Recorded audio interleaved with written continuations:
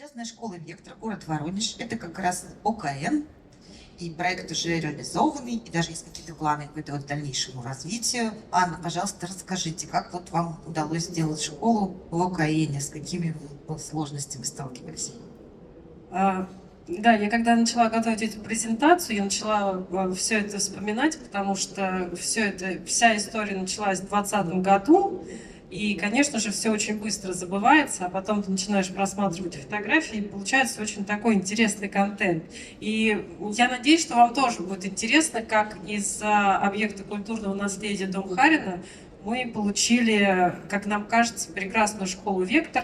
Я сразу оговорюсь, она малокомплектная, она рассчитана на 144 ребенка, обучаются дети, занимаемся в основном интерьерами и занимаемся какими-то небольшими уникальными объектами, вот, к которым и относится вот эта школа «Вектор».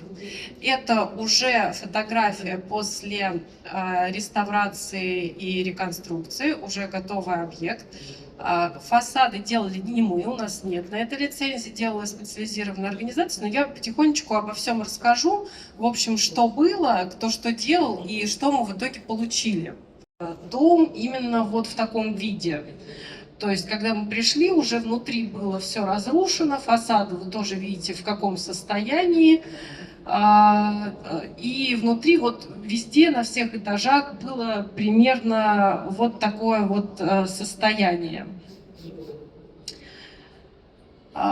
Ну и в итоге в 22 году все-таки мы вошли в этот вестибюль школы частной. Почему был выбран этот объект? Ну, во-первых, локация.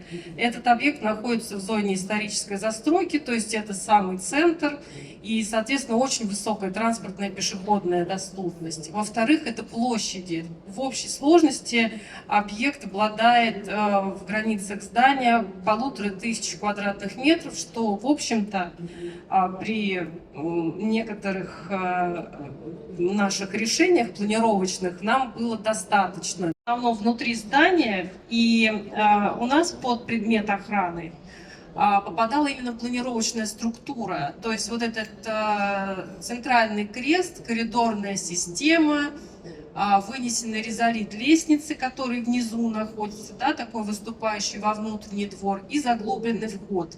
То есть нам это никак нельзя было никуда сдвигать, нам нужно было работать в этих рамках. Но, в общем-то, для школы, для нас в этом не было проблемы. Мы как-то пришли к этому и приступили. На втором этаже точно так же у нас имеется коридорная структура и центральная симметричная планировка. И здесь нам просто повезло, что объект поставили на государственную охрану в 2015 году, и он был существенно видоизменен, он был в некоторых местах перестроен самостоятельно теми арендаторами и пользователями среды, которые там находились, и возникла возможность вот этот длинный темный коридор осветить. Нам досталось, к чему мы пришли. Опять же, нам, когда были открыты стены, мы увидели кирпичи с оттиском фиг, что означает первые буквы имени Кожевников Федор Ильич. У него был небольшой кирпичный заводик в Чижовской волости. И он там существовал с 1875 года, что говорит об аутентичности, в общем, этого здания, этого места, и, в общем, все это мы сохранили. Потом по центру фотографии это ниши и экседры, которые тоже входят в предмет охраны. Предыдущим пользователям среды они были закрыты какими-то баннерами пластиковыми, ну, чем-то невероятным. В общем, мы их открыли, аккуратно очистили, и дальше я вам их покажу. И третья фотография, которая находится справа, это вот это перекрестие коридора и центрального входа вот с такими арками. Но так как здание достаточно старое, и там некоторые появлялись дополнительные конструкции с течением времени, и достаточно сложно отследить, что было и когда, то с ним было очень страшно работать в плане того, что были, допустим, стены из силикатной